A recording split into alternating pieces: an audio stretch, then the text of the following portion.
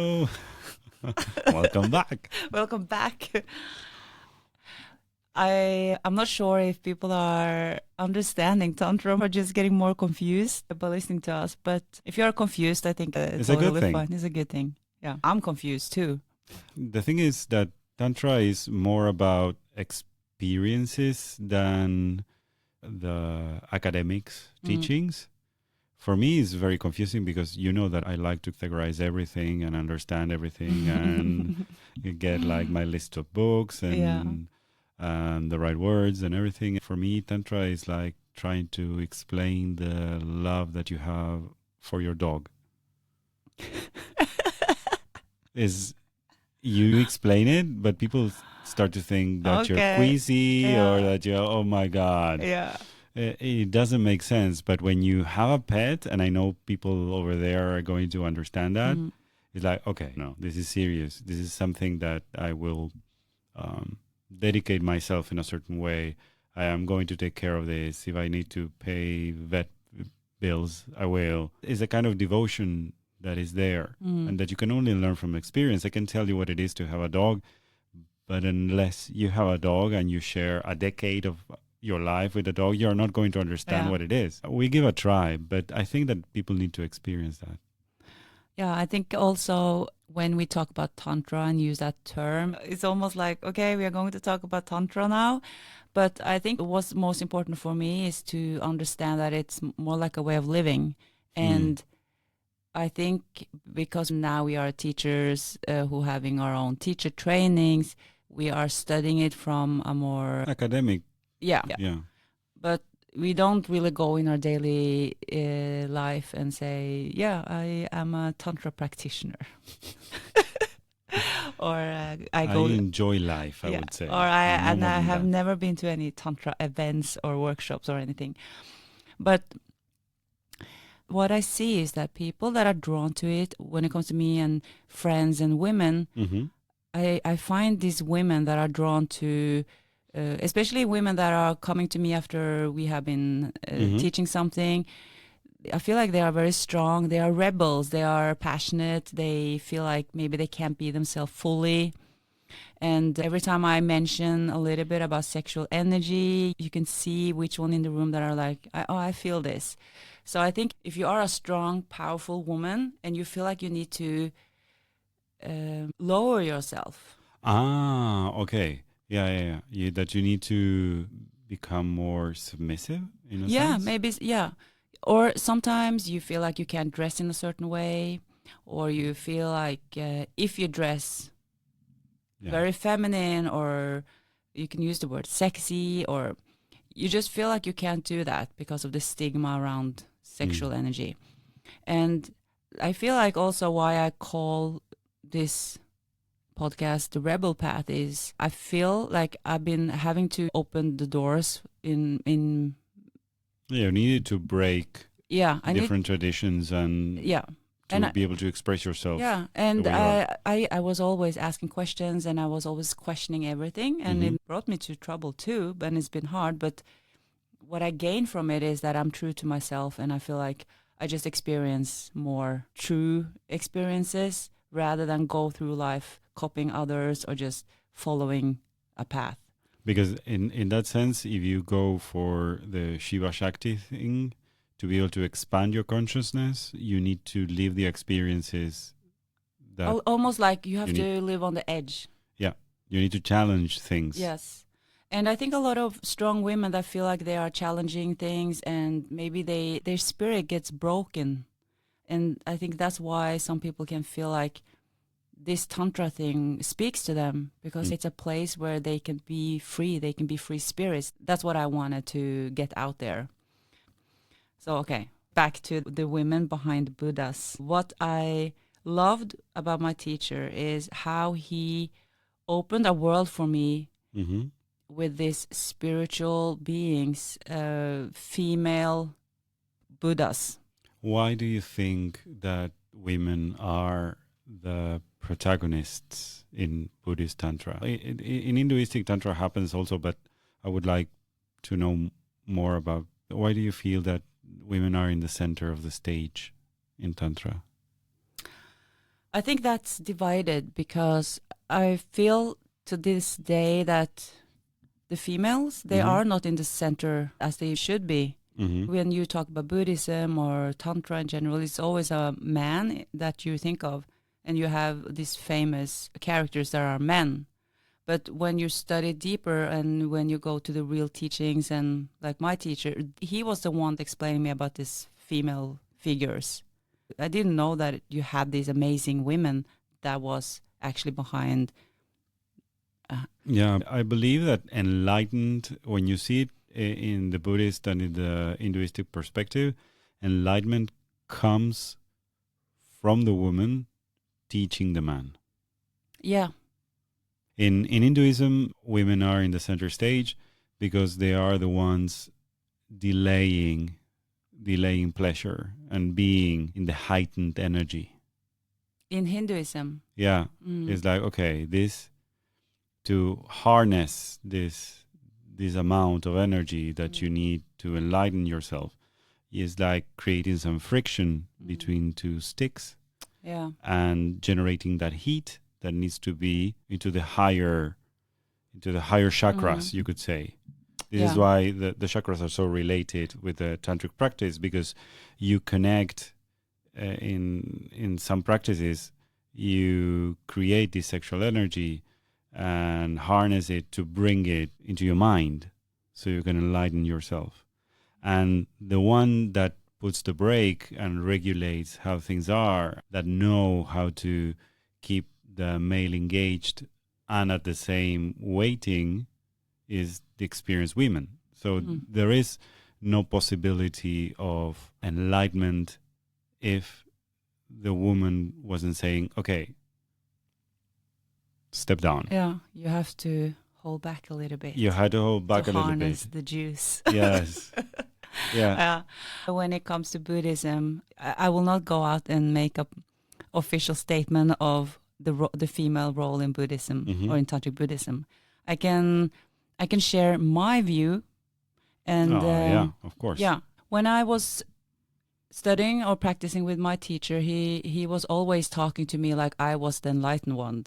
And that made me very, what's the word? You felt special? No, not special. No, I felt uncomfortable. But that is, I think it happens every time that you start with a teacher in the tantric path, because the teacher sees something special in you because you're asking yourself these questions. And we need to have a lot of uncomfortable talkings with a lot of uncomfortable talks with a tantra teacher, right? Yeah. So I asked him all these questions, and our relationship was very much built on conversations. But every time I come up with a question or I said something, he was just looking at me with this almost like an awe, and he talked to me like I was teaching him. And that made me kind of uncomfortable. And I said, why do you say those things about me? It's not like that. Let's say he could say something. At the time I was dancing, and I said, I'm just a hip hop dancer. I don't even know why you talk to me like I'm some kind of, I don't even know what you talk about. And then he could say, okay, so you should think of why you've been a dancer your whole life and why you've been on the stage leading your dancers. And he said, I'm going to give you this page from a book. And this is one of the most famous Buddhist teachers in tantric tradition. And her name was the Sky Dancer. And I was like, okay, I saw the dancer and I was like, okay, I can read about her.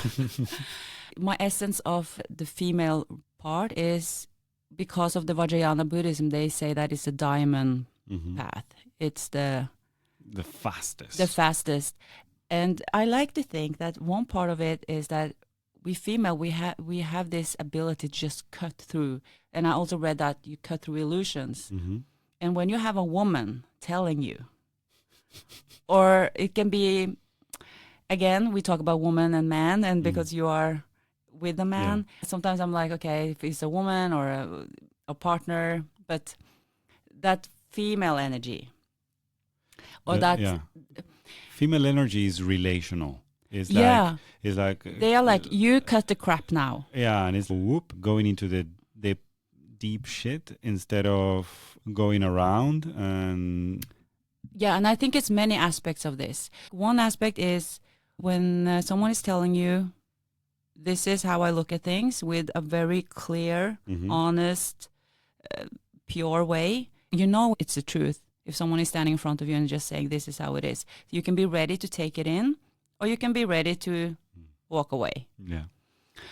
And when he told me about this sky dancer, she was, I think she was a princess or something, but she was not poor like other female characters. But her enlightenment process came because of her life experiences. And it was one story that really touched me because she was walking and she met this group of criminals, these guys, and in the story they are raping her and really mistreating her. When one of the men is done with her, she is just standing up and she's reciting this mantra. It's said that by saying that to these men, she enlightened them. And I think that was a very strong story. But in the act of what they did with her, she was so enlightened that she could, if you go back to when we talk about I am you and you are me and we are all one, if they were doing this to her, that's also something that she had to take as a part of her. She had the ability to transform those experiences into enlightenment also for these people doing this to her. When I'm going to take that back to the real life, when we have been talking about how we are experiencing really bad things in life and then turn it around, we talk about this in practicing gratitude. Yes. That is also a part of highest practice of Tantra, when you can transform those type of experiences into not only forgiveness and gratitude, but you transform it into enlightenment, like you actually elevate the people involved. There is a lot of that story really impacted me. I believe that there is a lot of knowledge into that. I am thinking about the power that pain has to teach us when we go through pain in life. And it can be even physical pain, to recognize how things are, I don't know, not permanent. And you understand, okay, I went through this, but life went on. And then now I can confront the person that hurt me and see why this happened or what this dynamic was created. There is an intention of transforming or getting the silver lining from everything that happens in life. That is loving life to the extreme, I think, when everything is an experience for... Yeah, but that is hard. And I think, this is why I was like... Yeah, and I think when you get stories like that and you understand, you kind of understand what's going on. You're not there yourself, but to transform rape into enlightenment for the rapist and for yourself, that is the essence of the story. When you want to know what Tantra is, and then you hear that story, it's okay.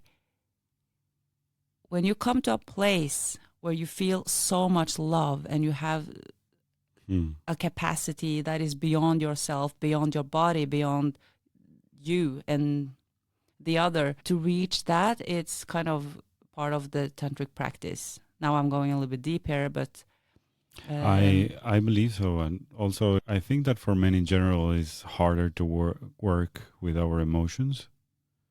Women have more space to be vulnerable, so they can work with the deep stuff easier. I see, in general, in every religion and in every spiritual practice, I see more women than men. Yeah, in the spiritual practices. Yeah. But it's more men that are gurus. But that is because as women are relational, I feel that men are more oriented to process. And they are more addicted to power, and they are more addicted to impose things.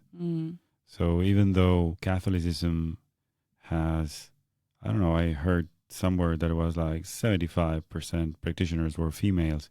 And in Catholicism, every person in the structure of the church is a man. Yeah.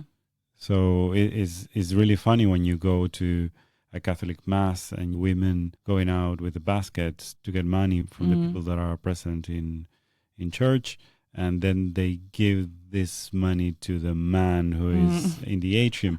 Is what I like about the tantric practice is that there is no possibility to get enlightenment without the female energy present.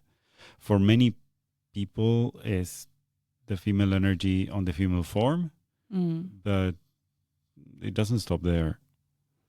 Yeah, I think you have the aspect of practicing Tantra by yourself. Then you are visualizing the female and the masculine energy. Yes. And they, of course, say that it's possible to do by yourself. Yeah. That's why they live in monasteries and then they practice. But they always visualize the female energy. It can be, she's also called the green Tara, or you have the red Tara. You visualize the embodiment of a female Buddha nature. So that is the female energy. But if you practice with someone else and you are two people practicing together, the process goes much faster. I think also that is part of the whole, like, that you are two people. And that's why you can reach enlightenment really fast if you meet someone and you create a sense of union. And that is also a topic, the different unions. But to end with this woman, Yeshe Tsogyal.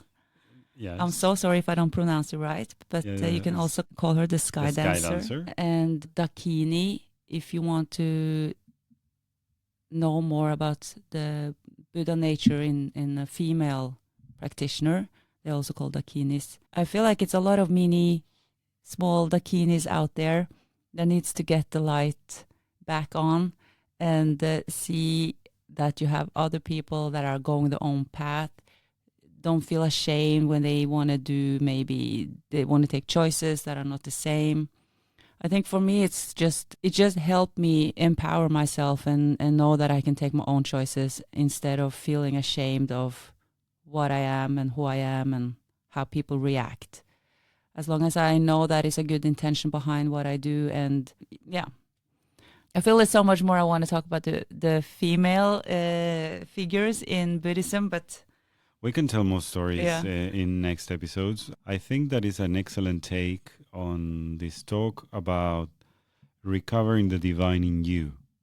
I know that many of our listeners are going to be females, and just having the idea or the message that there is nothing, absolutely nothing wrong with you, that you are divine as the way you are, that all the things that you think are your wounds are the ones that are going to move you forward in life, and that you are an indispensable part in this dance between Shiva and Shakti. That, I think, is a very beautiful thing and is a very kind, uplifting message from the tantric path. Yeah, and I think if you are a woman, especially women that are trying to save their man or their boyfriend, I think a lot of these women I spoke to that are in bad relationships or in a very passionate relationship and it don't work in a very profound way, in a way that they feel like the soul and the heart and everything is just broken. You have people that don't experience these intense relationships ever, and then you have people that experience it over and over again. Yes. And I do believe that if you are living on this edge of this rebel path and you are going into life with a lot of curiousness, you give all your love, you will also experience bigger falls, like your heart will be broken and your soul will be ripped. But what I have experienced from my relationships and throughout my life is that I had to go through those extreme relationships and breakups and feeling all those emotions to tap into that because of the path I'm on. And I think it's been healing for me, and I know for sure that it's been healing for many relationships when I see it in the past, how they have, what they gained out of the relationship. And if we all live fully and we can lift each other and we see that something good will come out eventually. The magnitude of the faults will be related to the intensity of the experience. And we want to live life fully. So you will fly high, but you will crash in the process. I think it's good to be less afraid of that, because sometimes we live life thinking that we need to preserve ourselves for a further experience. And life is here and now. I like this idea of being full on. Yeah, be full on. Yeah. Yeah. We can call it a day. Yes. Thank you so much for Thank today. you.